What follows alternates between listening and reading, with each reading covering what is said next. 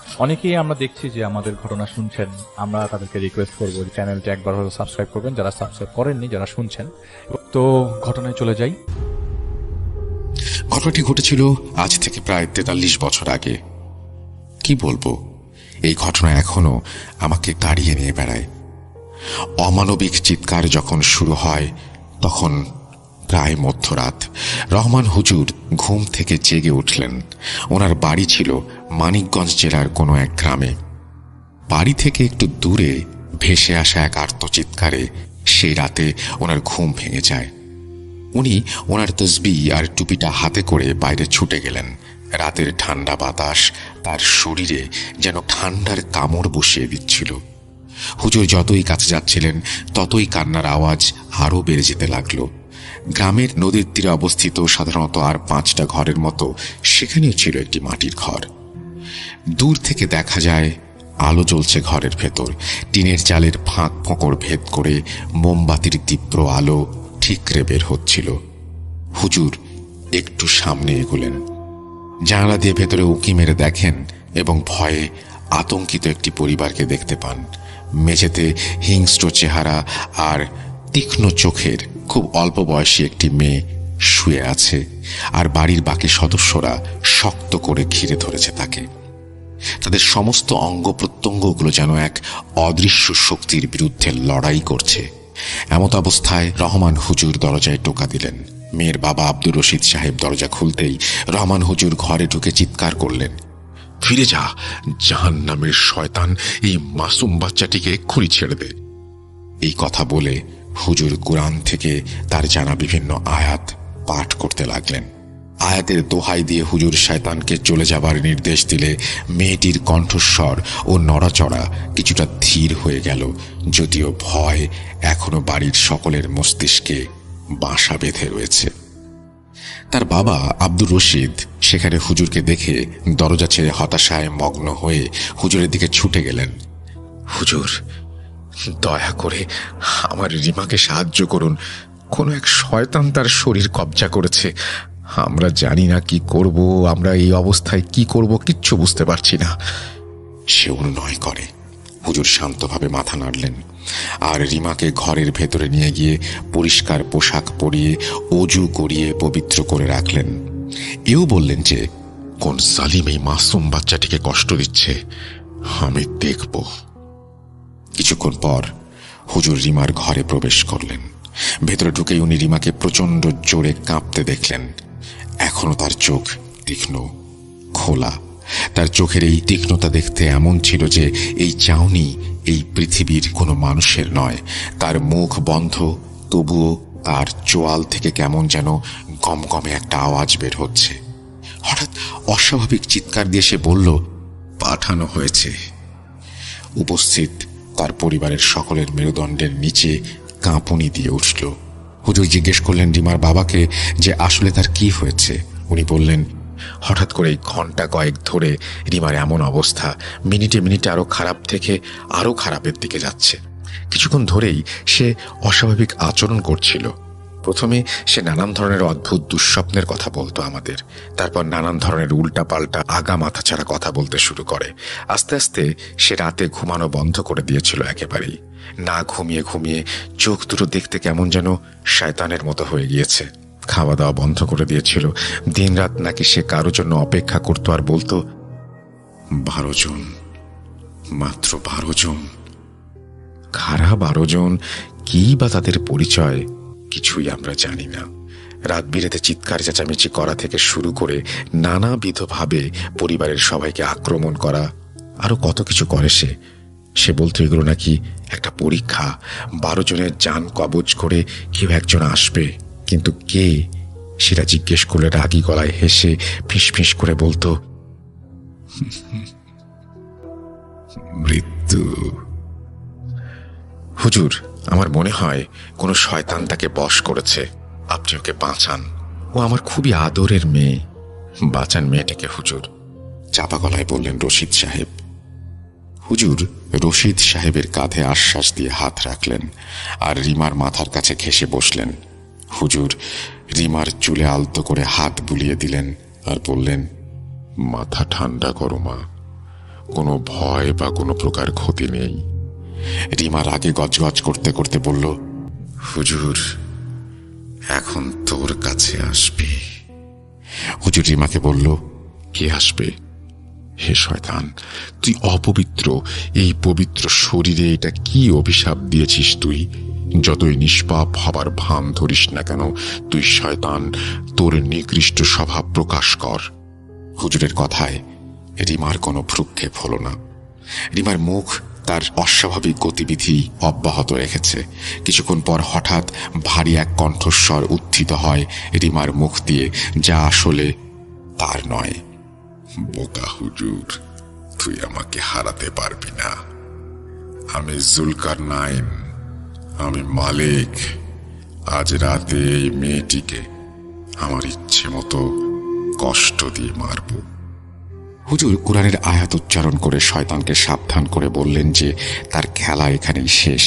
উনি মেয়েটির শরীর ছেড়ে দিতে বললেন শয়তানকে, অন্যথায় আল্লাহর আয়াতের ক্রোধের মুখোমুখি হবার জন্য প্রস্তুত হতে বললেন। হুজুরের সতর্ক বার্তা শুনে শয়তান ঠাট্টা করে হেসে উঠল।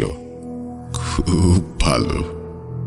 এই কথা বলে শয়তান জানালো সে আপাতত চলে যাবে, তবে সকলকে জেনে রাখতে বলল যে সে দাবি করছে যে তার মুনিব শয়তানের জন্য এই গ্রামের 12টি আত্মাকে তুলে নিয়ে যাবে।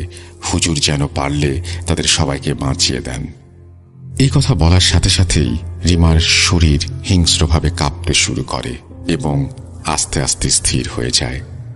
জ্ঞান ফিরলে রিমার আচরণ পরীক্ষা করে হুজুর স্বস্তির নিঃশ্বাস ফেললেন আর জানালেন যে রিমা এখন স্বাভাবিক অবস্থায় আছে। রিমা আবার ঘুমিয়ে গেল। রশিদ সাহেব তার ঘুমন্ত মেয়েকে কৃতজ্ঞ চিত্তে কোলে তুলে নিয়ে হুজুরকে ধন্যবাদ জানালেন। আল্লাহ তাআলার রহমতে রিমা এখন শান্তিতে আছে। কিন্তু এই দুষ্টু জুলকারনাইন সে কে এবং কি বা তার অন্ধকার ভবিষ্যৎবাণী? হুজুর রশিদ সাহেবকে জানালেন যে আমাদের সময় নষ্ট করা উচিত নয়। আমাদের অবশ্যই অন্য গ্রামবাসীদের পরীক্ষা করতে হবে আর নিশ্চিত হতে হবে যে অন্য কেউ পজেসড হয়েছে কিনা। আরও কেউ কেউ এই শয়তানের শিকার হওয়ার আগেই শয়তানকে থামাতে হবে বলে জানালেন তিনি। উনি বুঝতে পারছিলেন যে এটা কোনো সাধারণ পজিশন কেস নয়, বরং এটি একটি সম্মিলিত ষড়যন্ত্র। একটা অশুভ ষড়যন্ত্রের আভাস পাচ্ছিলেন রহমান হুজুর। পরের দিন সকালে হুজুর রশিদ সাহেবকে নিয়ে বের হন। গ্রামের কোনো মানুষের মধ্যে উদ্ভট কোনো আচরণ দেখা গেছে কিনা সেই পরীক্ষা তিনি করছিলেন। রিমার মতো কেউ হুমকি পেয়েছে কিনা বা কোনো দুঃস্বপ্ন দেখেছে কিনা জানতে শুরু করলেন। এছাড়াও গ্রামে কেউ হারিয়ে গেছে কিনা সে বিষয়টিও দেখতে লাগলেন। গ্রামের এক গরিব পরিবার, গেরস্ত বাড়ি, মাঝবয়সী হাশেম মিয়ার বাড়ি। খুব ছোট একটা পারিবারিক খামার ছিল তাদের। ওনাদের পরিবারের খামারে পৌঁছে হুজুর তাদের দেখতে পান 18 বছরের ছেলে মাসুদ খুঁড়িয়ে খুঁড়িয়ে কাজ করছে। তার চোখ ফাঁকা এবং প্রাণহীন, ঠিক রিমার মতো। হুজুর মাসুদকে ডেকে বললেন, মাসুদ, শুনতে পাচ্ছ? মাসুদ হুজুরের কথার কোনো সাড়া দেয়নি, বরং সে তার কাজ অব্যাহত রেখেছে। হঠাৎ দ্রুত গতিতে তার অসহায় বাবা মা হুজুরের সামনে এলেন আর জানালেন 3 ছেলের মাঝে মাসুদই এমন বাজে অবস্থায় রয়েছে। 3 দিন ধরে তার এই অবস্থা। খাওয়া কাজ সব করলেও মনে হয় সে যেন এখানে উপস্থিত নেই। এটা নাকি তার মাসুদ হতেই পারে না। কোনো কিছু যেন মাসুদকে নিয়ন্ত্রণ করছে। অশ্রুসিক্ত স্বরে মাসুদের মা কথাগুলো বললেন। হুজুর মাসুদকে ঘরে নিয়ে গিয়ে কবজিতে 2টি আঙুল রাখলেন আর তার গায়ে অস্বাভাবিক ঠান্ডা অনুভব করলেন। তার চামড়া যেন ঢিলে হয়ে গেছে। উনি মাসুদকে বেশ কিছুক্ষণ পর্যবেক্ষণ করলেন। সূর্যাস্তের মধ্যে তিনি আরও 9 জন গ্রামবাসীর অবস্থা দেখলেন ও পরীক্ষা করছিলেন। রিমা ও মাসুদের মতো কিছু উপসর্গ, যেমন ফ্যাকাশে খালি দৃষ্টি, অস্বাভাবিক নড়াচড়া, বরফের মতো ঠান্ডা শরীর, এই রহস্যগুলো হুজুরকে অনেক বেশি পরিমাণে মানসিক চাপে রেখেছিল।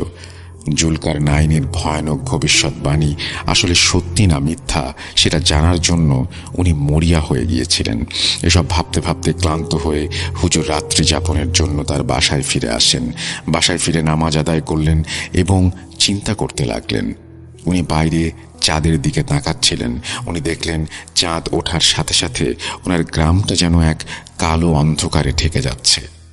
গ্রামের প্রায় সব বাসার জানালায় অনিয়মিতভাবে হ্যারিকেন জ্বলছিল। রাতের এই অন্ধকার যেন গ্রামটাকে আতঙ্কগ্রস্ত করে ফেলেছিল।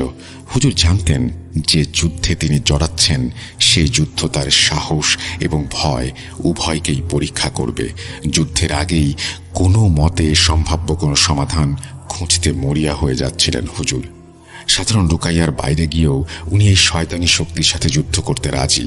গ্রামের অনেকেই বর্তমানে অনেক ভয়ে জীবনযাপন করছে। গ্রামের রক্ষক হিসেবে মেনে নিয়েছে গ্রামবাসী হুজুরকে। ওনাকে কিছু একটা করতেই হবে। সাহস নিয়ে এগিয়ে যাবার প্রয়াস করলেন হুজুর।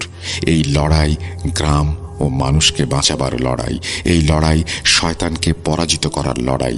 আগামী দিন হুজুরের আসল কাজ শুরু হবে, আর আল্লাহর কাছে সেই কাজের জন্য হুজুর রহমতের ভিক্ষা চেয়ে ঘুমিয়ে পড়লেন।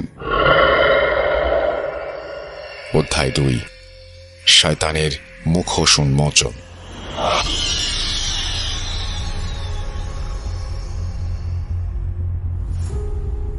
সেদিন গ্রামের ওপর আবার রাত নামল, আর সাথে রাত নামল আব্দুর রশিদ সাহেবের পরিবারের ওপর। আব্দুর রশিদ সাহেবের মেজ ছেলে অর্থাৎ আমি সেদিন রাতে হুজুরের বাসায় উপস্থিত হই রিমার জন্য। রিমাকে আবার শয়তান বন্দী করেছে। রিমার বাড়িতে যেন কবরস্থানের নীরবতা। হুজুরকে দেখে আব্দুর রশিদ সাহেব তাকে ভেতরে নিয়ে স্বাগত জানালেন। উনি জানালেন রিমা সুস্থ নেই, শয়তান এবার আরও শক্তিশালী হয়ে ফিরেছে। হুজুরের কাছে নিজের মেয়ের জীবন বাঁচাবার জন্য চেষ্টা করার প্রবল আশা ব্যক্ত করলেন রশিদ সাহেব। তিনি অনেক অনুনয় বিনয় করে হুজুরকে কথাগুলো বলছিলেন। হুজুর ইনশাল্লাহ বলে রিমার ঘরে গিয়ে দেখলেন আবছা বাতির আলোয় রিমা মেঝেতে কাতরাচ্ছে। তার ঠোঁট যেন ফেটে চৌচির হয়ে গেছে, মুখ দিয়ে ফেনা বের হচ্ছে, আর অস্বাভাবিক শব্দ তার গলা দিয়ে বের হচ্ছে। রিমা হুজুরের দিকে চোখ ফিরিয়ে তাকালে হুজুর নিজেকে স্থির করে আয়াত পড়তে লাগলেন, যেই আয়াতে আল্লাহর নাম ধ্বনিত হলো বাতাসে। হ্যারিকেনের শিখা এখনো রিমার ঝাঁকুনিতে চেহারাকে হুজুরের সামনে প্রশমিত করছে। একটি বিদ্রুপের হাসি দিয়ে রিমা বলল, আপনি কি আমাকে এই তুচ্ছ মনে করেছেন? ভাবছেন আপনার এই দোয়া আমাকে আটকাতে পারবে? হুজুর বললেন, চুপ কর। এরপর হুজুর জুলকারনাইনকে তার ক্ষমতা ও ক্ষমতার উৎস প্রকাশ করতে বললেন। শয়তান জানালো যে সে তার ক্ষমতা প্রকাশ করলে এই মেয়ের কষ্ট হুজুর দেখতে পারবে কিনা। এই বলে জুলকারনাইন রিমার ওপর সম্পূর্ণভাবে ভর করে। রিমা কষ্টে কাতরাতে কাতরাতে বলে, এই বাড়িতে একটি তাবিজ স্থাপন করা হয়েছিল। জুলকারনাইনের পা এই গ্রামে রাখার জন্য। ধ্বংস করে দেবে সে সবকিছু, আর তাদেরকে যে আটকাতে আসবে তাকেও। হুজুর বাড়ির ভেতরে তাবিজ খুঁজতে লাগলেন। হুজুর অনুসন্ধান করে একটি পুরাতন স্লেট খুঁজে পেলেন, একটি দেয়ালের পিছনে, যেখানে নানান ভাষায় অনেক কিছু লেখা, কিছু চিত্র অঙ্কন করা। হুজুরের হাতে সেই স্লেট দেখে রিমা এক অপ্রত্যাশিত চিৎকার দেয় আর স্তব্ধ হয়ে পড়ে। প্রচণ্ড কষ্টে সে অনেক জোরে জোরে নিঃশ্বাস নিচ্ছিল। রশিদ সাহেব তার মেয়েকে স্বস্তিতে কোলে তুলে নিলেন আর হুজুরকে পরীক্ষা করে দেখতে বললেন। হুজুর পরীক্ষা করলেন এবং তাবিজের উৎস খুঁজতে লাগলেন। হুজুর ভাবেন 12টি পজেশন কেসের কথা বলেছিল জুলকারনাইন, যার মাঝে খুঁজে পাওয়া গেছে 11টি। রিমা, মাসুদ ও আরও 9 জন। তাহলে শেষেরটা কোথায়? হুজুর গম্ভীরভাবে জিজ্ঞেস করলেন। জুলকারনাইন শয়তানি হাসি দিয়ে হুজুরের দিকে না সূচক মাথা নাড়ল আর রিমাকে নিয়ে কটূক্তি করল। হুজুর জানতেন যে আসল কাহিনী উদ্ঘাটনের জন্য জুলকারনাইনকে আরও জিজ্ঞাসাবাদ করা দরকার ছিল, কিন্তু হুজুর জানতেন যে জুলকারনাইনের বাকি পরিকল্পনাগুলো আরও নিষ্ঠুর হতে পারে। তিনি আব্দুলকে বললেন রিমাকে পাহারা দেবার জন্য এবং বাকি একজনকে খুঁজে বের করার জন্য রওনা হলেন, এই আশায় যে শেষ ব্যক্তির সাথে কথা বললে হয়তো উনি গুরুত্বপূর্ণ কোনো ক্লু খুঁজে পেতে পারেন। উনি গ্রামের রাস্তায় চলতে লাগলেন। গ্রামের এক বাড়ির সামনে গিয়ে হোঁচট খেয়ে পড়েন। কোনো এক অদৃশ্য শক্তি ওনার কানে কানে বলে, এখানে। হুজুর মনের ভুল ভেবে উঠে গেলেন আর দেখলেন বাড়ির বাইরে মজিদ আর আয়েশা নামক দম্পতি ঝগড়া করছে। মজিদ তার বড় ছেলে মশিউরকে মারছিল। মশিউর হলো বাকি 9 জনের একজন। এখানে বলে রাখা ভালো যে 12 জনের মাঝে সবার কথা আমার মনে নেই। যাদের কথা মনে আছে শুধু তাদের কথাই বলছি। হুজুর মশিউরের চেহারা দেখে থমকে যান। রিমা ও মাসুদের মতো একই চোখ ও চলাফেরা তার। ছেলেটার বাবা তাকে মারছে, তবুও ছেলেটার কোনো ভ্রুক্ষেপ নেই। হুজুর মজিদ সাহেবকে ধমক দিয়ে থামিয়ে দিলেন। মশিউর হুজুরকে দেখে বলল, রহমান, তোর কাজের প্রশংসা না করে পারছি না, তুই আবারও এখানে চলে এলি? মশিউরের কাছে এসে শান্তভাবে হুজুর বললেন, হ্যাঁ, তোর পরিকল্পনা আমাকে বল, আজাব কমে যাবে। মশিউরের নড়াচড়া থেমে গেল হুজুরের চ্যালেঞ্জের কথা শুনে। সে তার নাম বাবিল এবং তার আরেক নাম মৃত্যু। মশিউর স্বাভাবিক কণ্ঠস্বর অস্বাভাবিক করে কথাগুলো বলল। হুজুর বাবিলকে জিজ্ঞাসা করলেন সে কেন এই নিরপরাধ মানুষদের কষ্ট দিচ্ছে। বাবিল জানায় তাদের মালিক শয়তান দুনিয়াতে চরম বিশৃঙ্খলা সৃষ্টিকারী, মানুষের কষ্ট তাকে আনন্দ দেয়। মশিউর দাঁতে দাঁত লাগিয়ে কটকট করে হাসছিল। হুজুর এবার রাগে দুঃখে বাবিলের ওপর আল্লাহর কালামের আয়াত পড়ে আজাব ডেকে আনলেন আর বললেন, এই ছেলেটির সাথে সাথে বাবিলের খেলা আজ রাতেই শেষ করবেন উনি। মশিউর ঘুমিয়ে পড়ার আগে আরও একবার কুৎসিতভাবে হাসল অভিব্যক্তিহীন মুখোশে। হুজুর আবার চলতে লাগলেন। গ্রামে যেতে যেতে হুজুর আবারও এক ভয়ঙ্কর শয়তানের সম্মুখীন হলেন। হুজুরকে যেন কেউ গাইড করে নিয়ে যাচ্ছে প্রতিটি আক্রান্ত ব্যক্তির কাছে। হয়তো সেই শয়তান যার পরিকল্পনার কথা এখনো জানা যায়নি। হুজুর দেখলেন একজন অল্প বয়সী নববধূ অশ্লীলভাবে চিৎকার করার জন্য চেষ্টা করছে এবং দৌড়ে একটি বাচ্চার সামনে গিয়ে তার ক্ষতি করার চেষ্টা করছিল। হঠাৎ সে হুজুরের দিকে তাকিয়ে ফিক করে হেসে দিয়ে বলল, বাহ রহমান, তুই এসেছিস তাহলে? এই বলে সে কুর্নিশ করে কাকে যেন অভ্যর্থনা জানায়। হুজুর জিজ্ঞাসা করে সে কাকে অভ্যর্থনা জানালো। মহিলাটি জানায় সে তাকে অভ্যর্থনা জানালো যিনি রহমান হুজুরকে এখানে নিয়ে এসেছে। হুজুর বুঝলেন উনি চারিদিক থেকে শয়তানের জালে জড়িয়ে যাচ্ছেন। যেসব শয়তানের সাথে হুজুরের দেখা হয়েছে তারা প্রত্যেকেই কিছু রহস্যজনক ক্লু দিয়েছিল। প্রতিটি মানুষের ভেতর গিয়ে তারা যখন মানুষকে দুর্বল করছে তখন তাদের মাস্টারও নাকি আরো শক্তিশালী হয়ে উঠছে। সে আরো বলে, যখন 12টি মোমবাতি নিভে যাবে আমাদের মালিক অবতার এই পৃথিবীতে হাঁটবে। হুজুর 12 নম্বর ভিকটিমের কথা জানতে চাইলে সে জানায় সর্বশেষ ভিকটিমের পরিচয় সে দেবে না।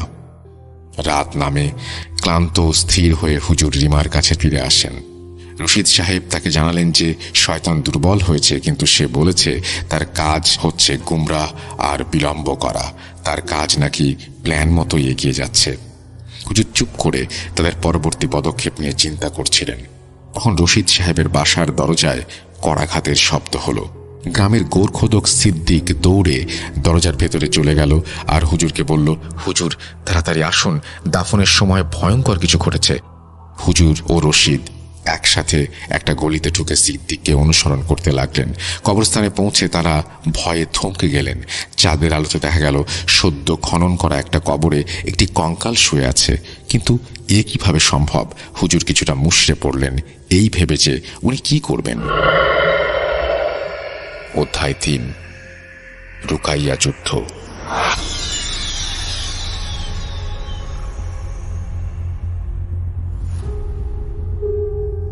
লাশ পচা দুর্গন্ধ হুজুরের নাকে এসে ঢুকে গেল।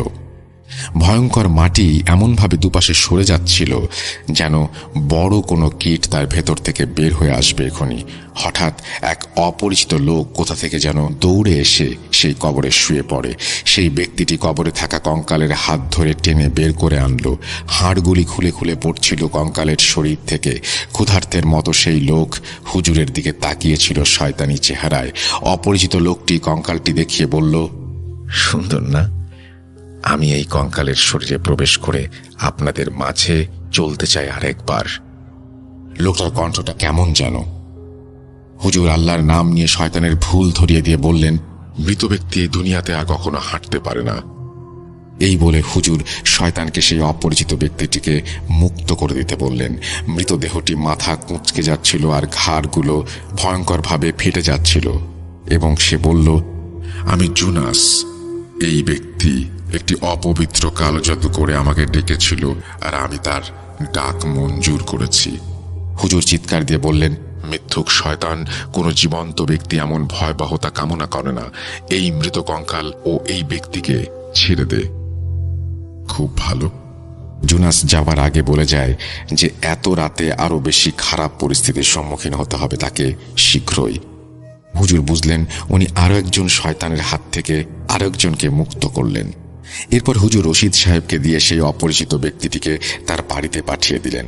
এরপর ক্লান্ত স্থির হয়ে হুজুর বিশ্রামের জন্য বাড়ি ফিরে এলেন আর ভাবছিলেন কি করা যায়।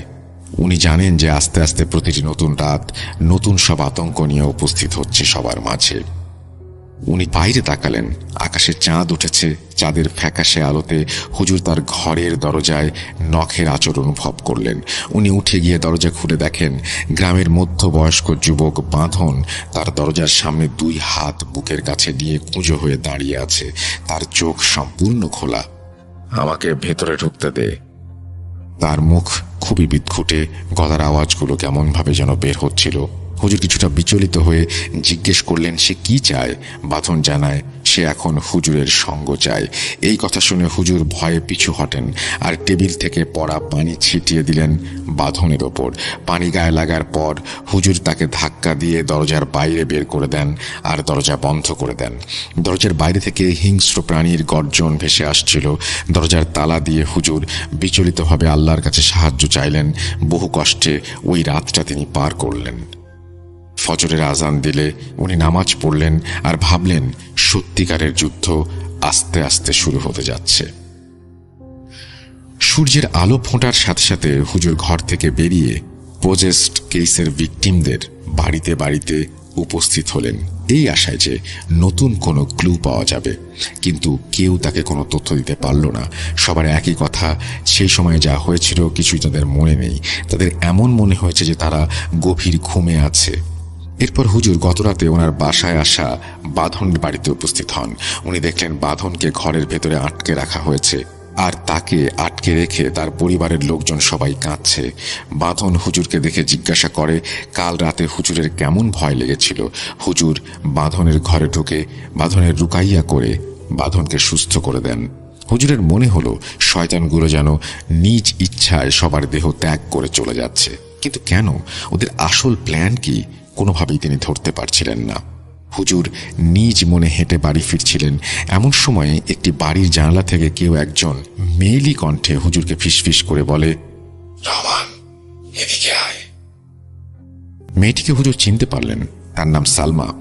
হুজুর সালমার চোখে রিমার মতো রং লক্ষ্য করলেন আর সালমার বাড়িতে গেলেন। সালমার বাড়িতে যাওয়ার পর সালমার পরিবার জানায় যে সালমা কিছুদিন যাবৎ উদ্ভট কিছু আচরণ করছে। হুজুর সালমার আচরণের কথা শুনে বুঝতে পারলেন সালমাও সেইম রিমার মতো অবস্থা বরণ করে নিয়েছে। হুজুর সালমার ভেতরের ভয়ানক লক্ষণ পর্যবেক্ষণ করেন। সালমা চিৎকার দেয় এবং হুজুরকে মারতে আসে। সালমার পরিবার ভয়ে রুমের এক পাশে গিয়ে আশ্রয় নেয়। হুজুর শয়তানকে আল্লাহর নামে তার পরিচয় প্রকাশ করতে বলে। সালমা মেঝেতে পড়ে যায়, হাত পা শক্ত হয়ে যায় আর নানান দিকে বেঁকে যায়। চোখের সামনে সাদা হয়ে যায় সবকিছু। ঠোঁট একটি বিশ্রী হাসিতে পরিপূর্ণ।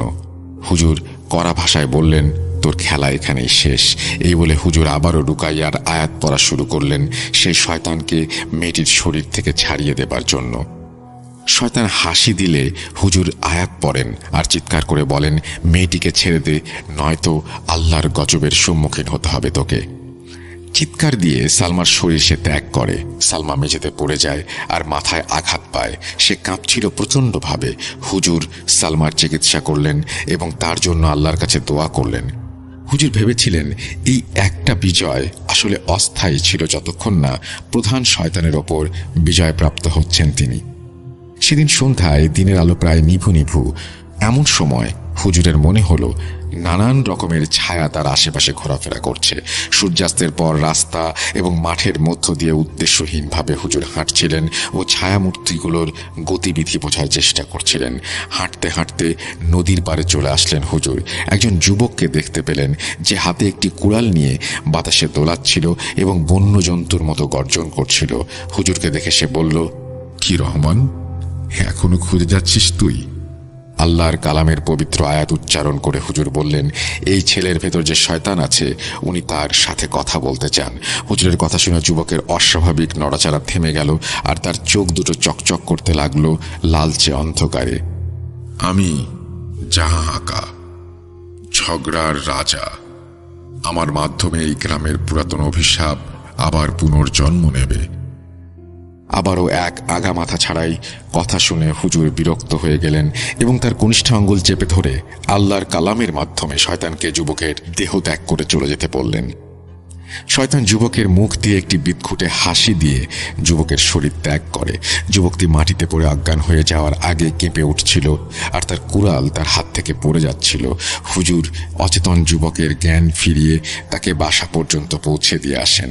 হুজুর ভাবতে থাকেন যে গ্রামের পুরাতন অভিশাপ পুনর্জন্ম নেবে, এটি কোন ধরনের ধাঁধা হলেও এর উত্তর কি আল্লাহ জানে। শয়তানের এই স্নায়বিক খেলা চলতেই থাকে, নাকি নৃশংসতা ডেকে আনে এই খেলা? আস্তে আস্তে হুজুর পজেসড ব্যক্তিদের আলাদা করছিলেন গ্রামের ভেতর। উনি কোনো ইনোসেন্টের ক্ষতি না করেই ওনার কাজ চালিয়ে যাচ্ছিলেন। সারা রাত রাস্তায় ঘুরে বেড়ান, ক্লান্ত শরীর। হুজুর সব খুঁটিনাটি এক করে বুঝতে চেষ্টা করেন। উনি বুঝতে চাচ্ছিলেন এই মানসিক দুনিয়ায় মানুষের আত্মাকে দুর্বল করে কোন মহাশয়তান, কি পরিকল্পনা তার।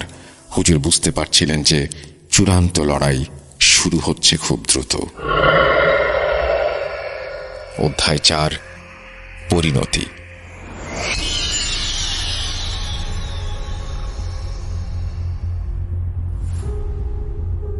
পরদিন সকালে সূর্য ওঠার সাথে সাথে হুজুর জানতেন সময় আস্তে আস্তে কমে আসছে। শুধুমাত্র রহস্যজনক 12 নম্বর ঘটনাটি আইডেন্টিফাই করা বাকি ছিল। সেদিন রাতে রশিদ সাহেব ও বাকি কিছু গ্রামবাসীদের সাথে যোগ দেন তিনি এবং একটি জরুরি মিটিং ডাকেন। উনি বলেন, ভাই, 12 জনকে পজেস করার মাধ্যমে কোনো এক নিকৃষ্ট শয়তান এই গ্রামটিকে নরক বানিয়ে রেখেছে এবং নরক বানানোর পরিকল্পনা এখনো অব্যাহত রয়েছে। 12 জন আক্রান্ত মানুষের মাঝে একজন ছাড়া বাকি সবাইকে পাওয়া গেছে, কিন্তু চূড়ান্ত পজেসড ব্যক্তিটি এখনো লুকিয়ে আছে। তার নাম জানি না। কি নারকীয় ষড়যন্ত্রের প্ল্যান করছে তারা। আমাদের অবশ্যই সন্ধ্যার আগে তাকে খুঁজে বের করতে হবে। এই খোঁজ চালিয়ে যাবার সময়ে যে কোনো চিহ্ন, তা যত ছোটই হোক না কেন, তাই একটা ক্লু দিতে পারে। কাজেই সাবধান, লক্ষ্য রাখবেন। গ্রামের লোকেরা হতাশায় তাদের চোখ বন্ধ করে কাজে নেমে পড়ে। অনেক খোঁজার পরও তারা কোনো প্রকার ক্লু পায় না। সবাই হতাশাগ্রস্ত হয়ে পড়ে। আকাশ যেন অন্ধকার হয়ে গেল সবার জন্য। তখন হঠাৎ দূর থেকে এক ব্যক্তি দৌড়ে আসে এবং ক্ষীণকণ্ঠে জানায়, সাদিয়া, সরকার বাড়ির মেয়ে নাকি কিছুদিন যাবৎ খুব উদ্ভট আচরণ করছে। সে নাকি সারাদিন রুমে একা থাকে। হুজুর এই কথা শুনে সময় নষ্ট না করে দ্রুত সরকার বাড়িতে চলে গেলেন। সরকার বাড়ির কর্তা মঈন সরকারকে হুজুর এতদিনের সব ঘটনা গুছিয়ে বর্ণনা করতে বললেন আর রিমার সিমটমগুলোও বললেন। মঈন সরকার জানান এরকম সিমটম তার মেয়ের মাঝেও রয়েছে। হুজুর যেন তার মেয়েকে সাহায্য করেন আবেদন জানান মঈন সাহেব। মঈন সাহেব হুজুরকে নিয়ে সাদিয়ার রুমে প্রবেশ করেন। মধ্যবয়সী সাদিয়া নিঃশব্দে একটা দুর্গন্ধযুক্ত মরা ইঁদুরের দিকে তাকিয়েছিল। হুজুরের মনে এক ভয়ানক অনুভূতির সৃষ্টি হয়। হুজুর সাদিয়াকে জিজ্ঞেস করলেন যে সে হুজুরের কথা শুনতে পাচ্ছে কিনা। হঠাৎ তার মাথা হুজুরের দিকে ঘুরালো। ফ্যাকাশে চোখ দিয়ে পানি ঝরছিল। চেহারার বাম পাশে ঘন কালো কিসের একটা দাগ।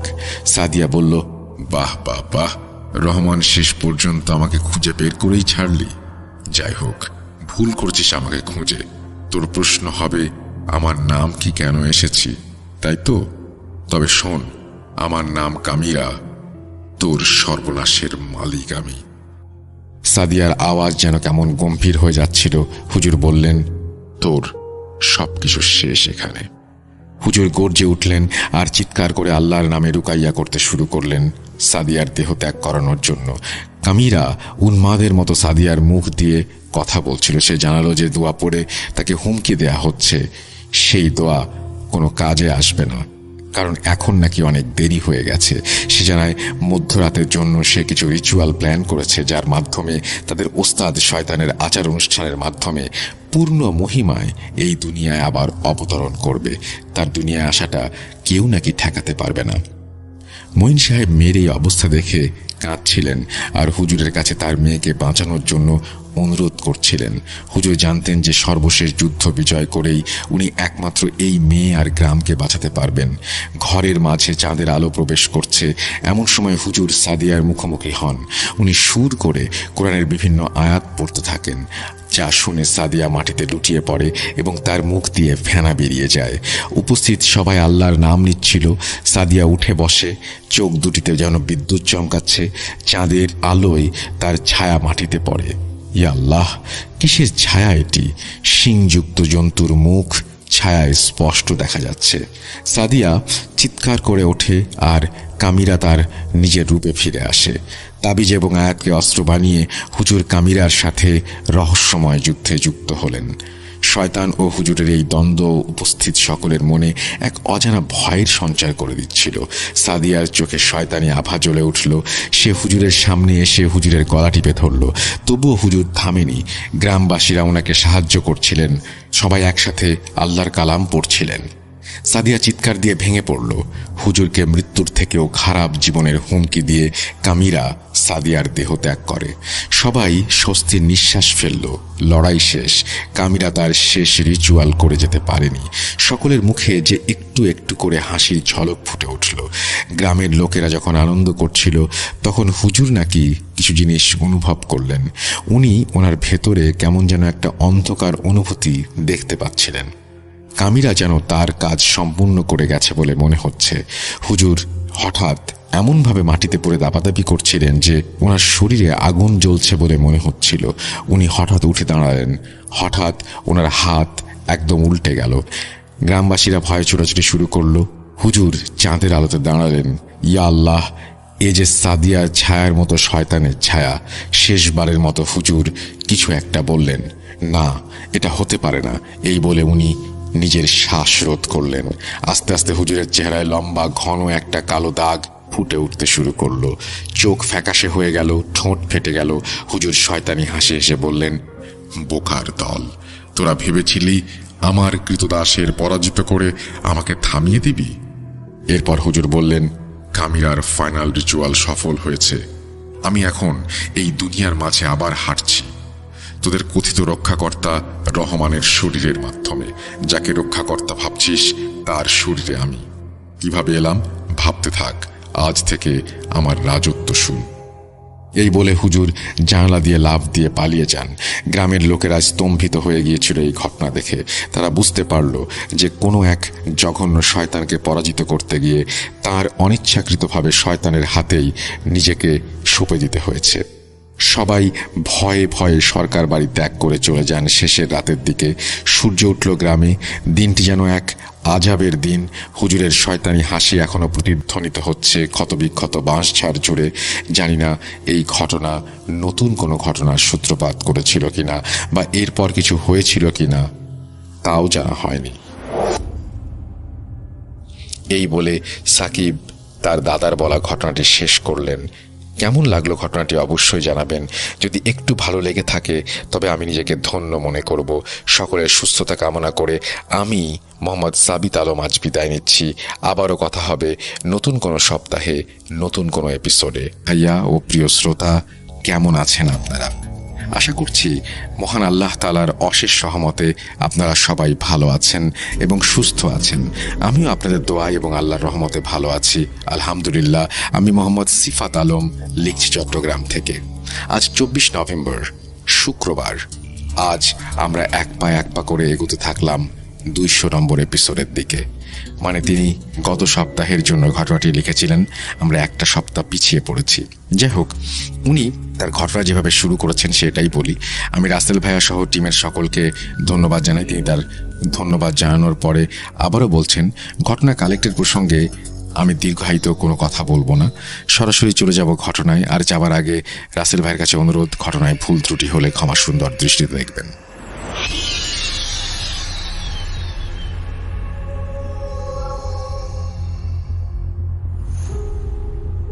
আমি কাজল। আমার জন্ম 1970 সালে। আর 5টা বাচ্চাদের মতো আমার শৈশবটাও খুবই সাদামাটা ছিল। আমার মা বাবা আমাকে অনেক বেশি আদর করতেন। বাবা চাকরি সূত্রে বাড়ির বাইরেই থাকতেন, আর আমার মায়ের সাথে আমার দিন এটা সেটা করতে করতে কেটে যেত। ছেলেবেলা থেকেই আমার মায়ের মুখে অদ্ভুত কথা শুনে বড় হয়েছি আমি। আমার বাবা বারবার আমার মাকে নিয়ে কোনো কথা উঠলে কেন যেন বলতেন আমার নাকি দুজন মা। ছোট ছিলাম, আমি সব কিছু বুঝতে পারতাম না। আমি ভাবতাম সবার মতোই, সবার মনে হয় দুজন মাই থাকে। কিন্তু স্কুলে আমার মা অথবা মাই মাদার রচনা লিখতে গিয়ে জানতে পারি মানুষের মা আসলে একজনই থাকে এবং মানুষ তার নামই রচনায় লেখে। কিন্তু আমার মা আমাকে আজ পর্যন্ত কোনো রচনায় নিজের নাম লিখতে দেননি। এর কারণ জানতাম না। আমি অবাক হতাম, কেননা সমস্ত বন্ধু বান্ধবীরা নিজের মায়ের নামটাই লিখত, আর আমি নিজের মায়ের নাম শুধুমাত্র আমার পরিচয়ের জন্য আইডি কার্ডে ব্যবহার করতাম। মাকে জিজ্ঞাসা করলে মা বলতেন, কাজল, তোমাকে আমি যখন বলি তোমার দুইজন মা, তখন কি তোমার দ্বিতীয় মাকে দেখার ইচ্ছে হয়? তোমার বন্ধুদের একটি মা, তোমার দুজন মা, কেন তুমি সেটা জানতে চাও না? আমার মায়ের প্রশ্ন শুনে আমি বারবার জিজ্ঞাসা করলাম এমন কথা বলার পেছনে কারণ কি, কি হয়েছে আসলে। কিন্তু আমার মা আমার মনে আমার দ্বিতীয় মাকে জানার আগ্রহ সৃষ্টি করে প্রতিবার নিশ্চুপ হয়ে বসে থাকতেন। কিন্তু আমি বুঝতাম না কেন আমার মা দ্বিতীয় মা সম্পর্কে আমার ভেতরে আগ্রহ সৃষ্টি করছেন। আমি বুঝেছি মা আসলে চাইতেন আমি আমার দ্বিতীয় মাকে যেন কোনোভাবেই ভুলতে না পারি। আমি আমার দ্বিতীয় মাকে দেখিনি, আমি জানতাম না তিনি দেখতে কেমন ছিলেন বা তিনি মানুষ হিসেবে কেমন ছিলেন, আর কেন বারবার আমাকে তার কথা স্মরণ করিয়ে দেয়া হয়, যেই মানুষটাকে আমি কখনো নিজের চোখে দেখিনি। আমার মা আমার মনে বারবার আগ্রহের আগুন জ্বালিয়ে দেয়। 10 বছর আগে সামান্য পরিচিত চেহারাটা মনে রাখতে পারে না কেউ, সেখানে এমন একজনের কথা বারবার বলা হচ্ছে যাকে আমি কখনো দেখিনি। আমি যখন একটু বড় হলাম আর ভালো মন্দের হিসাব করতে পারদর্শী হলাম, তখন আমার মাকে আমার দ্বিতীয় মায়ের ব্যাপার বলার জন্য অনুরোধ করি। তিনি আমাকে যখন আমার দ্বিতীয় মায়ের ব্যাপারে সব খুলে বলেন, তখন আমার মনে হচ্ছিল আমার জন্মদাত্রী মায়ের থেকেও যেন অনেক বেশি আপন আমার দ্বিতীয় মা। হ্যাঁ, আমি সজ্ঞানেই বলছি কথাটা। আপনারা ভাবেন এই ঘটনাটি আমার সাথে অর্থাৎ কাজল ত্রিবেদীর সাথে ঘটে যাওয়া একটা ঘটনা? ভুল। ঘটনাটি আমার মা পারুলের সাথে ঘটা, অর্থাৎ আমার মেয়ে মাহির নানির সাথে ঘটা। ঘটনাটির সময়কাল 1969। ঘটনাটি শুরু হয় আমার দ্বিতীয় মায়ের বিয়ের মাধ্যমেই। শুরু করছি আমার দ্বিতীয় মায়ের ঘটনা। 1967। মার্জিয়া আমার দ্বিতীয় মায়ের নাম। উনি ছিলেন তৎকালীন ভারতবর্ষের কোনো এক গ্রামের সম্ভ্রান্ত মুসলিম পরিবারের একজন অপূর্ব রূপবতী কন্যা। বয়স খুব বেশি হয়নি, কেবল 14 বছর বয়স। এখানকার সময়ে এই বয়সের গ্রামের মেয়েরা হাড়ি পাতিল নিয়ে খেলা করে, কিন্তু আমার দ্বিতীয় মা এই বয়সে বিয়ের পিঁড়িতে বসেছিলেন। এর পেছনের কারণটাও একেবারে অযৌক্তিক ছিল সেটা বলবো না। গ্রামে তখন হাতে গোনা কয়েকটি মুসলিম পরিবার ছিল, আর সেখানে বিবাহযোগ্য পুরুষের সংখ্যাও তেমন ছিল না। আর তাই মাকে অনেকটা জোর করেই বিয়ে করিয়ে দেয়া হয়। মায়ের ইচ্ছা ছিল পড়ালেখা করবেন, কিন্তু তার হয়ে উঠল না। বিয়ের দিন নিজের স্বামীকে প্রথমবারের মতো দেখেন তিনি, কেননা তার স্বামী নিজেও বিয়ের আগে তাকে কেন যেন দেখতে আসেনি। আমার মায়ের থেকে বয়সে তিনি ছিলেন অনেক বড়, ওনার বয়স ছিল আনুমানিক 35 বছরের মতো। তখনকার দিনে এসব তেমন কোনো ভাবার বিষয় ছিল না। ছেলের বয়স হতেই পারে 30-এর ওপরে। ছেলের সহায় সম্পত্তি বেশ ভালো পরিমাণেই ছিল, তাই বয়সের ব্যাপারে কথা ওঠার আগেই সম্পত্তি নিয়ে কথা উঠত। ঘরোয়াভাবেই সম্পন্ন হয় আমার মায়ের শুভ বিবাহ। আমার মায়ের বয়স কম হলেও তিনি ছিলেন খুবই সুশীল এবং সংসারী এক কন্যা, যেমন রূপ তেমন গুণ। মায়ের বিয়ের পর মা স্বামীর বাড়িতে চলে আসেন। শুধুমাত্র তার স্বামীর বাড়িই ছিল, শ্বশুর বাড়ি নয়। আমার মায়ের শ্বশুর শাশুড়ির ব্যাপারে ওনার স্বামী কখনোই তাকে কিছু বলেননি। আমার মা শুধু কয়েকবার শুনেছিলেন যে তার এক দেবর নাকি কোনো এক গ্রামে বাস করেন। বিয়ের সময় কাউকে আমার মা দেখেননি। আমার মায়ের স্বামী ছিলেন ছোটখাটো এক জমিদার, ওনার নাম আমার জন্মদাত্রী মাও জানেন না। হয়তো ইতিহাস কোনো এক পাতার কোথাও তার নাম লোকচক্ষুর আড়ালেই রেখে দিয়েছে। আমার মায়ের বিয়ের পর থেকেই তিনি বেশ মন দিয়ে এই সংসার শুরু করেন। বাড়ির বউয়ের দায়িত্ব তিনি কোনো প্রকার সংকোচ ছাড়াই নিজের কাঁধে তুলে নেন। ওনার স্বামী রোজ সকালে কোথায় যেতেন সেটা তিনি জানতেন না, জিজ্ঞাসাও করতে পারতেন না। ওনার স্বামী ছিলেন কিছুটা বদমেজাজি এবং আমার মা বয়স অনেক ছোট, তাই হয়তো ওনার সাহসে কুলাতো না। আমার মায়ের বিয়ের পর থেকেই ওনার স্বামী আলাদা রুমে থাকতো, দরজা বন্ধ করে রাখত। ওনার স্বামী রুম থেকে বের হয়ে রুম তালাবদ্ধ করে বাড়ি থেকে বেরিয়ে যেত। সারাদিন আমার মা বাড়িতে একাই থাকতেন। ওনার স্বামী ওনার সাথে কোনো ধরনের কথা বলতেন না, শুধু খাবারের সময় হলে ওনাকে খাবার খেতে দিতে বলতেন। প্রথম সপ্তাহে একদিন তিনি মায়ের সাথেই ঘুমাতেন, কিন্তু ধীরে ধীরে সেটাও বন্ধ করে দিলেন। অন্যদিকে আমার মা বাড়ির কাজেই বেশিরভাগ সময় কাটিয়ে দিতেন, বাকি সময়টুকু তিনি কাপড় বোনার কাজ করতেন। এভাবেই চলছিল। একদিন তার স্বামী আমার মায়ের কাছে এসে বলেন, শোনো, আজ রাতে 3 জনের খাবার রান্না করবে, আর হ্যাঁ, আজ আমি একটি খাসি কিনে এনে জবাই করব, সেটা কেটে কুটে রান্না করবে। আমাদের জন্য সামান্য রেখে বাকিটা ঢেকে অন্য কোথাও রেখে দেবে। আমি রাতে এসে বাকিটুকু নিয়ে যাব। আমার বন্ধুরা আজ চড়ুই ভাতি করবে, তাই বাকিটুকু আমাদের লাগবে। তোমাকে একা খেতে যেন না হয়, তাই আমি তোমার সাথে সামান্য ভাত খাবো। আমি একটু রাগী হতে পারি, কিন্তু অমানুষ নই। আমার মা তার স্বামীর এমন কথা শুনে কিছুটা খুশি হন। এই প্রথম স্বামী তার কথা ভেবে রাতে একসাথে খাবে বলল। আপনার সম্মতি পেলে আমি আপনাকে একটা কথা জিজ্ঞেস করতে পারি? স্বামীর সম্মতি পেয়ে মা বললেন, আপনি রাতে পাশের রুমে ঘুমান কেন, আর ওই রুমের দরজায় তালা লাগিয়ে রাখেন কেন? আমি তো আপনাকে কখনো ওই রুম পরিষ্কার করতেও দেখিনি। আমি পরিষ্কার করে দিলে কি কোনো সমস্যা হবে আপনার? আমার মায়ের কথা শুনে ওনার স্বামী বলেন, শোনো, বসতে দিলে শুতে যাওয়ার অভ্যাস তোমাদের বউদের জন্য নতুন কিছু নয়। ওই রুমে আমার অনেক মূল্যবান কাগজ আর আমার সারা জীবনের সঞ্চয় আছে, যার গুরুত্ব তোমার মাথায় ঢুকবে না। আমি জমিদার। আমার বাড়িতে এর আগেও অনেকবার চুরির ঘটনা ঘটেছে, তাই আমি সেসব হেফাজত করার জন্যই রুমে তালা দিয়ে রাখি। আর ওই রুমে আমিই থাকি। ওই রুমে আমি ছাড়া আর কারো প্রবেশের অধিকার নেই। সামান্য 2টি কথা বলেছি, তোমার আগ্রহের শেষ নেই দেখছি। রাতে আমি বাড়িতে খাবো না। তুমি নিজের জন্য খাবার রেখে বাকিটা আলাদা করে রেখো, আমি সময় মতো এসে নিয়ে নিব। নিজের স্বামীর মুখ থেকে এমন কথা শুনে আমার মা বেজায় কষ্ট পান। মুখ বুজে সব সহ্য করেন তিনি, কেননা তার এছাড়া আর কি বা করার আছে। বিকেলের দিকে ওনার স্বামী মস্ত বড় এক খাসি নিয়ে হাজির হন। বাড়ির উঠোনে জবাই করেন সেই খাসি। আমার মা তার স্বামীর কথা মতো খাসির মাংস রান্না করেন এবং সামান্য রেখে বাকিটুকু ভালোভাবে গরম করে শিকেতে তুলে রাখেন। রাতে ওনার স্বামী এসে মাংসের হাঁড়ি নিয়ে তড়িঘড়ি করে বেরিয়ে পড়েন। বাড়ির জানালা দিয়ে আমার মা নিজের স্বামীর বাড়ির দিকে থাকা জঙ্গলে বিলীন হয়ে যাওয়া দেখতে থাকেন। হঠাৎ করেই তার স্বামী কিছু একটার সাথে হোঁচট খেয়ে পড়ে যান। সাথে সাথে আমার মা ওনাকে সাহায্য করার জন্য বাড়ির বাইরে এসে ওনাকে তুলতে যাবেন। এমন সময় স্বামী বলেন, কার অনুমতি নিয়ে এত রাতে তুমি বাইরে বের হয়েছ? আমি কি তোমাকে ডেকেছি? বিয়ের আগে তোমার বাবা বলেছিল তোমরা ভদ্রলোক। এই ভদ্রতা এত রাতে বাইরে বের হওয়া শিখেছ?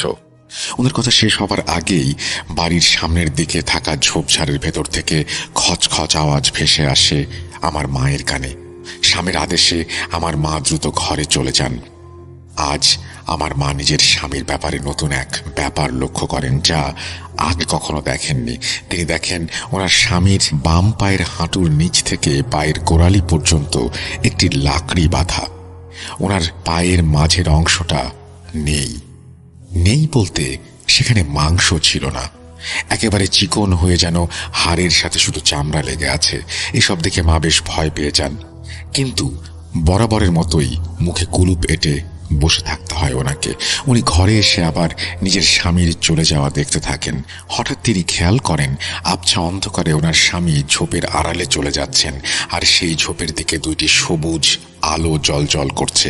হঠাৎ সেই আলো রং পরিবর্তন করে লাল রং ধারণ করে। আমার মা ভয়ে জানালা থেকে সরে আসেন। সেদিন রাতে ওনার স্বামী বাড়িতে ফেরেননি। শেষ রাতে ফজরের নামাজ পড়ে আমার মা সামান্য কিছু সময় ঘুমিয়েছিলেন।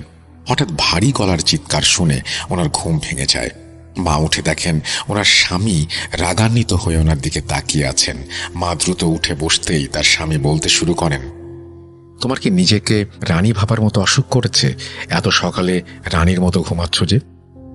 ঘরে কি তোমার জন্য 14টা দাসী রাখা আছে যারা তোমার জন্য কাজ করবে? আমার মা স্বামীর কাছে ক্ষমা চান। ওনাকে ক্ষমা করা হয়, কিন্তু সেই ক্ষমার একটি প্রতীক হিসেবে ওনার গালে 5টি বড় বড় আঙুলের ছাপ স্পষ্ট থেকে স্পষ্টতর হয়ে উঠছিল। মা দ্রুত সকালের খাবার তৈরি করেন। সেদিন ওনার স্বামী বাড়িতেই ছিল, খেয়ে দিয়ে নিজের রুমে গিয়ে ঘুমিয়ে পড়েছিল হয়তো, কিন্তু মা কিছুতেই যেন স্বস্তি পাচ্ছিলেন না। ওনার মনে ঘুরপাক খাচ্ছিল অজস্র না জানা প্রশ্ন, যার উত্তর কেবল স্বামী ওনাকে দিতে পারেন। কিন্তু ওনার স্বামীর কাছে উত্তর চাওয়া মানে কুমিরের মুখ থেকে মাংসের টুকরো বের করে নিয়ে আসা, অর্থাৎ এক কথায় অসম্ভব। কাজ শেষ করে মা নিজের রুমে শুতে যাবেন, এমন সময় দেখেন ভেতরের রুম থেকে আলো বেরিয়ে আসছে। হয়তো অতিরিক্ত গরম থেকে বাঁচার জন্য ওনার স্বামী রুমের ভেতরে থাকা জানালা খুলে দিয়েছেন। উনি দরজার ফাঁকা দিয়ে ভেতরে দেখার চেষ্টা করেন। সামান্য আলোয় উনি দেখেন রুমের মাঝ বরাবর কালো কুঁচকুঁচে সিংহ বা নেকড়ে আকৃতির একটি মূর্তির মতো কি যেন রাখা। হঠাৎ উনি দেখতে পান ওনার স্বামী দরজার ওই পাশ থেকে সেই ফাঁকা স্থান দিয়েই ওনার দিকে তাকান। রুম থেকে বের হন ওনার স্বামী। বের হয়ে মাকে ইচ্ছে মতো মারধর করেন। চোখের অশ্রু ফেলা ছাড়া আমার মায়ের আর কিছু করার ছিল না। ওনার হাতে কালশিটে পড়ে যায়। উনি 2 দিন শয্যাশায়ী অবস্থায় থাকেন। এরপর থেকে মা সেই দরজার কাছে যাবারও সাহস করেননি। একদিন সকালে ওনার স্বামী চলে যাবার পর এক মহিলা বাড়িতে আসে, যাকে মা আগে কখনো দেখেননি। মহিলাকে চেনেন না জন্য বেশি কিছু না বলে দরজা আটকাতে যাবেন, এমন সময় তিনি বলেন, তুমি এই বাড়ির প্রথম বউ নাও। এই কথা শুনে আমার মায়ের পায়ের নিচ থেকে মাটি সরে যায়। আমার মা মহিলাকে বেশ রাগান্বিত হয়ে বলেন, এই কথা বলার আপনি কে? আপনি এই কথা কিভাবে জানেন? কে আপনি? উত্তরে মহিলা নিজের পরিচয় দেন। আমার মাকে এমন কিছু কথা তিনি বলেন যা শুনে আমার মা বিশ্বাস করতে বাধ্য হন। মা মহিলাকে ঘরের ভেতরে এসে যা বলার বলতে বলেন। মহিলা বলতে শুরু করেন, তুমি এই বাড়ির প্রথম বউ নও। এর আগে তোমার স্বামী আরো 2টি বিয়ে করেছে। ওনার বাকি 2 জন স্ত্রী এখনো বেঁচে আছে। আমার পরিচয় আমি নিজে না দিলে তোমার জানার কথা না। আমি তোমার স্বামীর ছোট ভাইয়ের বউ। আমি তোমাকে সাবধান করতে এসেছি। আমার মা মহিলার কথার উত্তরে বলেন, আমি শুনেছিলাম ওনার এক ছোট ভাই আছে, কিন্তু আমি নিশ্চিত ছিলাম না। আর ওনার আগের 2 স্ত্রীরা কোথায়? আর ওনারা যদি বেঁচেই থাকেন তাহলে উনি আমাকে কেন বিয়ে করেছেন? এভাবে আমার জীবন নষ্ট করার মানে কি? মহিলা প্রশ্ন শুনে আমার মায়ের দিকে কিছুটা সময় তাকিয়ে দীর্ঘশ্বাস ছেড়ে বলেন, লোভ। এই লোভ তোমার স্বামীকে পশু বানিয়ে দিয়েছে। আমাকে বলো তো, তোমার স্বামীকে তুমি বিয়ের পর কয়বার খোদার সামনে মাথা নত করতে দেখেছ? আমি হলপ করে বলতে পারি 1টি বারের জন্য না। তোমার চুপ থাকাই এর প্রমাণ। তোমার স্বামী একজন। মহিলার কথা শেষ হতে না হতেই দরজা ধাক্কানোর শব্দ পাওয়া যায়। মা কোনো রকমে মহিলাটিকে বিছানার নিচে লুকাতে বলেন। দরজা খুলতে চান তিনি। কথায় আছে, যেখানে বাঘের ভয় সেখানে সন্ধে হয়। দরজা খুলে মা দেখেন ওনার স্বামী দরজায় দাঁড়ানো। দরজার সামনে থাকা মহিলার জুতা খেয়াল করেননি স্বামী। তার স্বামী নিজের রুমে চলে গেলে মা দ্রুত সেই মহিলাকে বাড়ির বাইরে পাঠিয়ে দেন। যাবার আগে তিনি বলেন, যত দ্রুত সম্ভব এই বাড়ি থেকে চলে যাও। এটা একটা শয়তানের বাড়ি, জানো? আর ওটা, ওর সাথে তোমার মতো মেয়ে থাকতে পারবে না। নিজের প্রাণ বাঁচাতে চাইলে এখনই চলে যাও। মহিলার এই কথা শুনে মা কিছুই বুঝতে পারছিলেন না। অন্যদিকে প্রতিনিয়ত মনে নতুন নতুন প্রশ্নের জন্ম নিচ্ছিল। হঠাৎ একদিন রাতে মা কাপড় বোনার কাজ করছেন। এমন সময় তার স্বামী এক বৃদ্ধা মহিলাকে বাসায় নিয়ে আসেন। কোনো কথা না বলেই দ্রুত মহিলাকে নিয়ে নিজের রুমে গিয়ে দরজা বন্ধ করে দেন। মা আগ্রহ নিয়ে দরজার পাশে দাঁড়িয়ে থাকেন, কিছু শুনতে পাবেন এই আশায়। ভেতর থেকে মহিলা বলছে, সম্ভব না, তুই অন্য কোনো রাস্তা ভাব। কতবার বলেছি বাড়ির বউকে সাবধানে রাখবি, পেরেছিস? চোখাচোখি না হলে তো এই বায়না করতো না। আমি ওকে বোঝাবো, কিন্তু তুই কিছু করবি না। শুধু আমি যা বলবো সেই মতো কাজ করবি, কোনো প্রশ্ন করবি না। মা তার স্বামীকে বলতে শোনেন, কিন্তু মা, বৃদ্ধা মহিলা মায়ের স্বামীকে থামিয়ে দিয়ে বলেন, কোনো কিন্তু নেই, যা বলছি কর। আমার ছোট ছেলে আমার কথার অবাধ্য হয়েছে জন্যই আজ এই অবস্থা। এখন তুইও কি সেই পথে হাঁটবি? যা বলেছি তা জোগাড় কর, আর তোর বউয়ের ঘুমানোর অপেক্ষা কর। তোর বউ ঘুমিয়ে পড়লে আজ আমাকে ওর সাথে কথা বলতে হবে, নইলে আমি এখানে আসতাম না। তুই সময় নষ্ট করিস না, যা বললাম সময় থাকতে করে ফেল। আমি ওর সাথে কথা বলে ওকে মানিয়ে নেব। সম্পূর্ণ বাক্য শেষ না করেই দুজন চুপ হয়ে যায়। খুব ধীরে ধীরে কথা বললেও আমার মায়ের দৃঢ় মনোযোগের বলেই মা সব শুনতে পান। কথা শেষ হবার সাথে সাথেই মা পা টিপে টিপে নিজের বিছানায় গিয়ে শুয়ে পড়েন। মা বুঝতে পারেন এই মহিলা নিশ্চিত তার শাশুড়ি, কিন্তু তিনি থাকেন কোথায় আর এসব উল্টাপাল্টা কথা কেন বলছেন? আমার মা চোখ বন্ধ করে এসব ভাবছেন। এমন সময় তার স্বামী বের হয়ে এসে তাকে বলেন, খেয়েছ? আচ্ছা শোনো, না খেলে খেয়ে এসো, আর আলো নিভিয়ে শুয়ে পড়ো।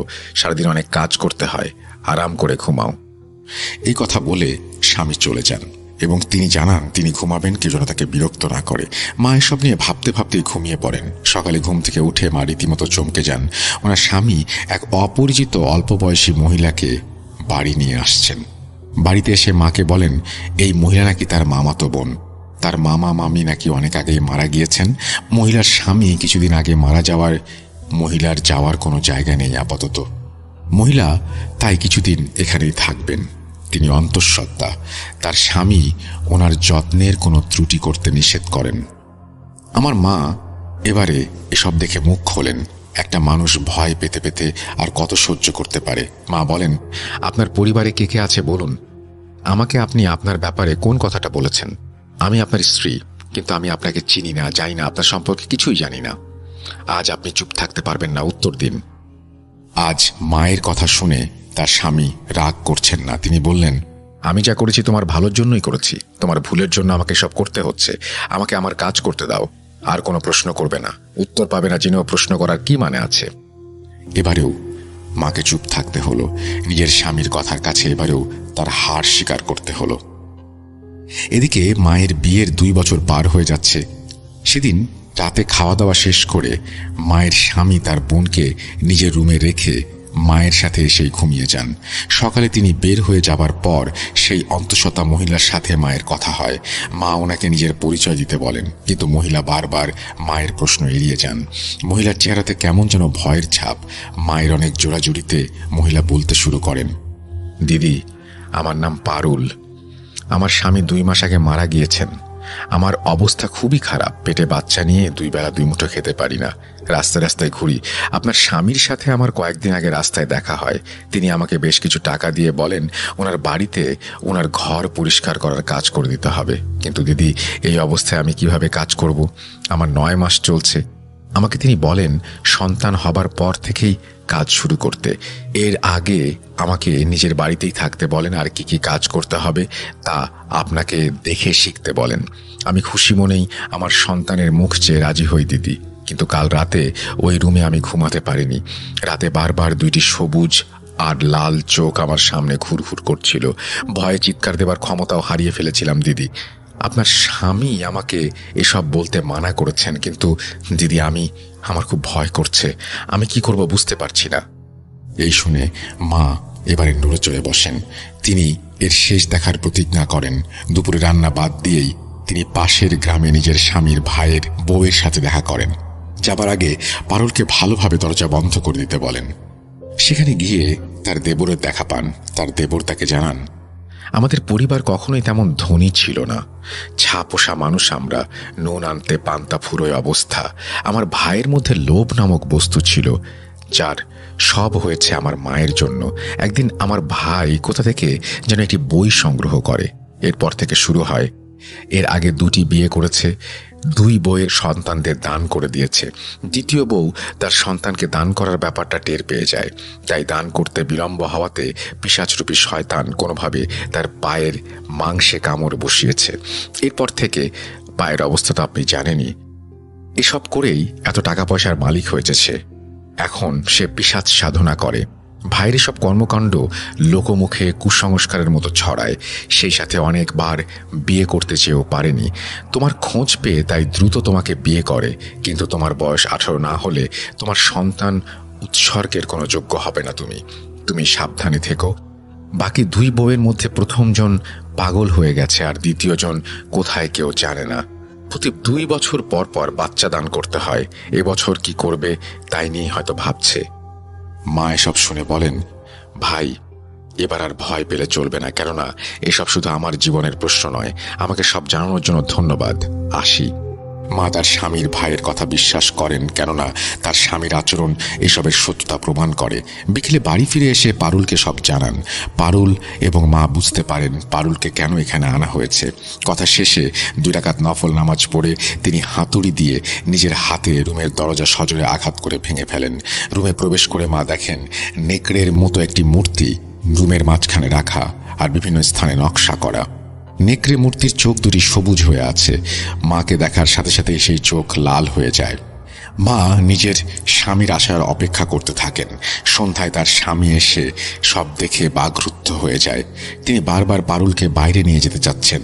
একবার সফল হন, কিন্তু মা তার পিছু নেন, আর হাতুড়ির আঘাতে নিজের স্বামীর পায়ে লাগানো কাঠের লাকড়িটি ভেঙে দেন। সাথে সাথে তার স্বামী মাটিতে পড়ে যান। দোহাই তোমার, একে ভেতরে নিয়ে যেও না। আমি তো মরবই, সাথে তুমিও বাঁচবে না। অনেক বড় ভুল করতে যাচ্ছ তুমি। আমার কথা শোনো। মা বলেন, আপনি আপনার পিশাচ পূজা করেন। আমি আপনার ভাইয়ের কাছ থেকে সব শুনেছি। ওই সবুজ চোখ আমি চিনে নিয়েছি।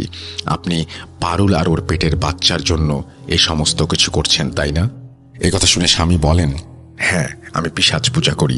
এই পিশাচই আমাকে ধন সম্পত্তি দিয়েছে, আর সে আমার সাথেই থাকে। সেদিন রাতে তোমাকে দেখে ফেলেছিল। তারপর থেকে তোমার গর্ভের সন্তানের দিকে লোভ, কিন্তু তোমার বয়স কম, তুমি আমাকে সন্তান দিতে পারবে না। মা পারুলকে নিয়ে ঘরের ভেতরে চলে আসেন। রাত হতে না হতেই ঘরের আশেপাশে মায়ের স্বামীর আত্মচিৎকারে বাতাস ভারী হয়ে ওঠে, এবং সে সাথে অনেক পশুর গর্জন। গভীর রাতে জন্ম হয় কাজলের। হ্যাঁ, সেই কাজলের, যার 2 জন মা, পারুল এবং মার্জিয়া। মার্জিয়া মায়ের হাতেই জন্ম হয় আমার জন্মের পর আমার মা জ্ঞান হারান। জ্ঞান ফিরে এলে তিনি দেখেন সকাল হয়ে গেছে। মার্জিয়া মা বাড়ির সদর দরজার সামনে রক্তাক্ত অবস্থায় বসে আছেন, আর তার হাতে সেই হাতুড়ি। মার্জিয়া মায়ের কোলে ছিলাম আমি। আমার মা মার্জিয়া মাকে দেখে ভাবেন তিনি হয়তো বেঁচে নেই, কিন্তু মার্জিয়া মা বলেন, পারুল, আমি পিশাচকে আঘাত করেছি, কিন্তু মারতে পারিনি। এই মূর্তি ভেঙে ফেলতে চেয়েছিলাম, কিন্তু আমার স্বামী মারা যাওয়ার আগে আমাকে বলেছে পিশাচ এই মূর্তির দাস। এটা ভেঙে ফেললে সে মুক্ত হয়ে যাবে। সারা রাত ভেবেছি, ভেবে সিদ্ধান্ত নিয়েছি এই মূর্তির দায়িত্ব আজ থেকে আমার। আমি এটা নিয়ে দূরে কোথাও চলে যাব। ওই সামনে দেখো একটা গভীর কুয়া, সেখানেই পিশাচ আমার স্বামীকে নিয়ে গিয়েছিল। তার সাদা পাঞ্জাবি রক্তে ভেজা। আমি এই পিশাচকে আর কারো ক্ষতি করতে দেব না। মার্জিয়া মা আমার জন্মদাত্রী মায়ের হাতে চিঠি দিয়ে তাকে সেখান থেকে পাঠিয়ে দেন। মা সেই চিঠি নিয়ে মার্জিয়া মায়ের বলা ঠিকানায় গিয়ে দেখেন এটা মার্জিয়া মায়ের বাবার দোকান। চিঠিতে কি লেখা ছিল তা আমার মা কখনো জানতে চাননি, কিন্তু এরপর থেকে আমি নিজের নানু হিসেবে যাকে চিনেছি তিনি আসলে আমার আপন নানু ছিলেন না, তিনি মার্জিয়া মায়ের বাবা। আমার বাবাও আমার জন্মদাতা পিতা নন। আমার নানু অর্থাৎ মার্জিয়া মায়ের বাবা আমার মায়ের বিয়ে দেন। মার্জিয়া মা নিজের পুরো পরিবারটাই আমাদেরকে দিয়ে দিয়েছেন। তিনি কোথায় আছেন, বেঁচে আছেন কিনা আমি জানি না, আমি তাকে কখনো দেখিনি, কিন্তু আজ আমি বেঁচে আছি শুধুমাত্র তার জন্যই। আমার মা তো কিছুদিন আগে মারাই গিয়েছেন, কিন্তু তিনিও যতদিন বেঁচে ছিলেন তার কারণও ছিল মার্জিয়া। এখন আমাকে কেউ যদি জিজ্ঞেস করে, আমি বলি আমার মা 2 জন, একজন আমার জন্মদাত্রী মা আর একজন আমার জীবনদাত্রী মার্জিয়া মা। আমি কাজল। এই ছিল আমার দ্বিতীয় মায়ের ঘটনা। প্রিয় লিসেনার্স, এই বলে মাহি আপু তার কাজল ত্রিবেদীর ঘটনাটি সমাপ্ত করেন। এই ছিল আজকের ঘটনা। এই ঘটনা শোনার পর আমার বারবার মনে হয়েছে নিজের মায়ের কথা। আসলে আমাদের জীবনে বাবা মায়ের অবদান কতটুকু তা আমরা কখনো উপলব্ধি করতে পারি না। আজ বিদায় নিচ্ছি। দেখা হবে নতুন কোনো এপিসোডে নতুন কোনো ঘটনা নিয়ে। সেই পর্যন্ত সবাই ভালো থাকুন, সুস্থ থাকুন। মুসলিম রাসেল ভাই, আশা করি ভালো আছেন। আমি নাজমুল হুদা বলছিলাম ঢাকার উত্তরা থেকে। স্টুডিওতে আসা আমার পক্ষে সম্ভব ছিল না, যার কারণে আমি অডিও ক্লিপ পাঠাচ্ছি। আর গল্পের মধ্যে বা ঘটনার মধ্যে যদি কোনো ভুল ত্রুটি হয় তাহলে লিসেনারদেরকে বলবো ক্ষমা সুন্দর দৃষ্টিতে দেখার জন্য। আসলে রাসেল ভাই, আমার গ্রামের বাড়ি হচ্ছে জয়পুরহাট জেলার কোনো এক গ্রামে। আমি সঙ্গত কারণে গ্রামের নামটা বলছি না। তো ঘটনাটা ছিল আপনার 2016 শেষের দিকে আর কি। 16 শেষের দিকে আমাদের গ্রামে একটা পরিবার ছিল। তো পরিবারটার বাবা মা আর মেয়ে ছিল আর এক ভাই ছিল। তো মেয়ের বাবা কৃষক ছিল, জমিতে কাজবাজ করত। তো হঠাৎ মেয়ের একটা মানে শারীরিক সমস্যা বলতে একটা রোগ ধরা পড়ে, যার কারণে অনেক টাকা পয়সার দরকার পড়ে। তো মেয়েটির বাবা মেয়েটিকে অনেকবার বুঝাইলো যে দেখ মা, আমি টাকা পয়সা জোগাড় করে যেভাবে হোক তো চিকিৎসার ব্যবস্থা করব। তো এইভাবে মেয়েকে আশ্বাস দিত বা আশ্বাস দেয়। তো একদিন হঠাৎ ওর বাবা মার মধ্যে ঝগড়া লেগে যায়। তো এটা আবার ওই মেয়েটা দেখে, আর মেয়েটা বুঝে যে ওর চিকিৎসা টাকা জোগাড় করতে গিয়েই মানে পরিবার মধ্যে টাকার সমস্যা হয়, যার কারণে ঝগড়াটা হয়। তো মেয়েটা করে কি, গলায় ফাঁস নিয়ে সুইসাইড করে। তো সুইসাইড করার এক পর্যায়ে সবাই এটা দেখে ধরাধরি করে আমাদের যে জয়পুরহাট কোনো একটা হাসপাতালে নিয়ে যায়। নিয়ে যাওয়ার পরে সেখানে কর্তব্যরত চিকিৎসক তাকে মৃত ঘোষণা করে। তো মৃত ঘোষণা করার পরে লাশ বাড়িতে আনা হয়। তো যেদিন লাশ বাড়িতে নিয়ে আসে বা বিকালে, সকালবেলায় ঘটনা ঘটে, তো লাশ বিকালে নিয়ে আসে। তো বিকালে নিয়ে আসার পরে সন্ধ্যার সময় আর কি লাশ গোসল করানোর পরে সবকিছু শেষ করে জানাজা পড়ানো হয়। জানাজা পড়িয়ে রাতে কবর দেওয়া হয়। তো বিষয়টা হচ্ছে রাসেল ভাই এরকম যে কবরটা দেওয়া হয় যে কবরস্থানটা ছিল মানে একদম নির্জন জায়গা, চারপাশে হচ্ছে গাছগাছালি, বাঁশঝাড়, ওইখানে কবরটা দেওয়া হয়। আর যেদিন কবর দেওয়া হয় সেদিন ছিল বেসিক্যালি শনিবার। আর আমরা ম্যাক্সিমাম সবাই জানি যে কালো জাদুর যে বিষয়গুলা থাকে সেগুলা ম্যাক্সিমাম সময় শনিবার আর মঙ্গলবার যারা আত্মহত্যা করে, সুইসাইড করে, তাদের শরীরের বডি বা কোনো একটা এলিমেন্টস দিয়ে কালো জাদু করা হয়। তো যাই হোক রাসেল ভাই, যখন মাটি দেওয়া হয়, লাশ দাফন করা হয়, সবাই যার যার মতো বাসায় চলে যায়। পরের দিন সকালে দেখা যায় যে কবর খুঁড়া, লাশ কবরের উপরে উঠানো, কিন্তু লাশের গায়ে মাথা নাই। মানে মাথা কে বা কারা কেটে নিয়ে গেছে, আর লাশ উপরে উঠানো। তো এটা দেখে এলাকাবাসীর ভিতরে অনেক আতঙ্ক সৃষ্টি হয়, ভয় সৃষ্টি হয় যে লাশ এরকম উপরে উঠানো, লাশের আবার মাথা নাই। তো যাই হোক, এইভাবে এলাকাবাসী আবার কি করলো, লাশটাকে পুনরায় আবার মাটি চাপা দিয়ে দেয়, সেই কবরের ভিতরে ফেলে মাটি চাপা দিয়ে দেয়। তো তারপর এইভাবে যাওয়ার পর কিছুদিন পর, ওই কিছুদিন বলতে 10-15 দিনের মাথায় সেই মেয়ের মা স্বপ্নে দেখতো যে তার মেয়ে মানে মাথা নাই, মাথা ছাড়া তার মেয়ে তার কাছে আসতেছে, আইসা বলতেছে যে মা আমাকে বাঁচাও, আমাকে কষ্ট দেওয়া হচ্ছে, আমি অনেক কষ্টের মধ্যে আছি, আমাকে এইখান থেকে উদ্ধার করো। তো এইভাবে ওর মা প্রতিদিন রাতে স্বপ্ন দেখতো, আর সকালে উঠে ওর বাবাকে বলতো।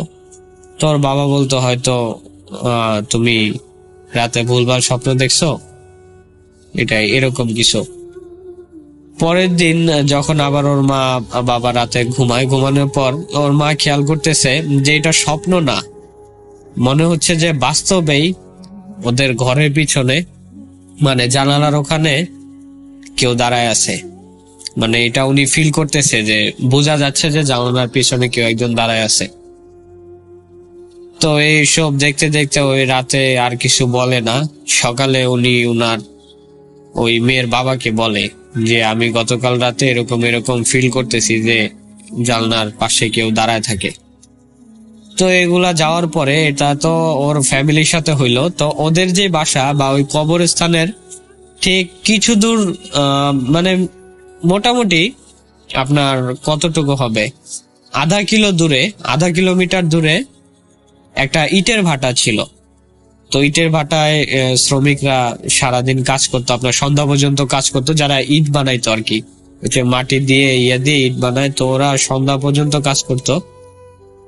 তো সন্ধ্যা পর্যন্ত কাজ করা, যখন মাগরিবের আজান দিবে দিবে ভাব, মানে দিবে ভাব বলতে দিয়ে দিছে, মানে চারদিকে আজান হচ্ছে, আজান মানে শেষ, হয়তো কয়েকটা মসজিদে এখনো হচ্ছে আর কি। তো এমন সময় যে ইটের ভাটায় কাজ করতো একটা কর্মী, তো কর্মী হঠাৎ চিৎকার দিয়ে ওঠে, কে কোথায় আসো, আমারে বাঁচাও বলে সে মানে সেন্সলেস হয়ে যায়। তো সবাই গিয়ে দেখে যে সে ইটের যে বানানো ইট তার পাশে পড়ে আছে। তো সবাই তাকে চোখে মুখে পানি দিয়ে জ্ঞান ফিরায়। জ্ঞান ফিরানোর পরে উনি চোখে মুখে মানে ভয়ের ছাপ, ওনাকে জিজ্ঞাসা করলো কি হয়েছে কি হয়েছে, তো উনি বলতেছে আমি আর এখানে কাজ করব না। পরে সবাই ওনাকে যখন বারবার রিকোয়েস্ট করলো, দেন উনি বললো যে এরকম এরকম দেখতেছি একটা মেয়ের অবয়ব না, মানে উনি যেভাবে বললো আর কি, যে ফুল দেখা যাচ্ছে যে একটা মেয়ের বডি মুভ করতেছে, এদিক থেকে ওদিকে যাচ্ছে হেঁটে হেঁটে, কিন্তু তার কোনো মাথা নাই। পরে এগুলা শুনে এলাকাবাসীর ভিতরে অনেক আতঙ্ক সৃষ্টি, অনেক ভয় পায় অনেকে সবাই। তো সবাই যেহেতু এই সমস্যাটা সৃষ্টি হয়েছে, তার কারণে সবাই বলল যে একটা মিলাদ দেওয়া হোক, মিলাদ দিয়ে এর একটা বন্দোবস্ত হয় কিনা দেখা যাক। তো তারপরে সবাই আবার কবরের ওখানে যায়, দোয়া দুরুদ পড়ে, তারপর একটা মিলাদের ব্যবস্থা করে। মিলাদের ব্যবস্থার পরে আলহামদুলিল্লাহ রাসেল ভাই, আমাদের এদিকে আর এরকম কোনো সমস্যা হয় নাই, এখন পর্যন্ত সব ঠিক আছে। গল্পটা যদি ভালো লাগে রাসেল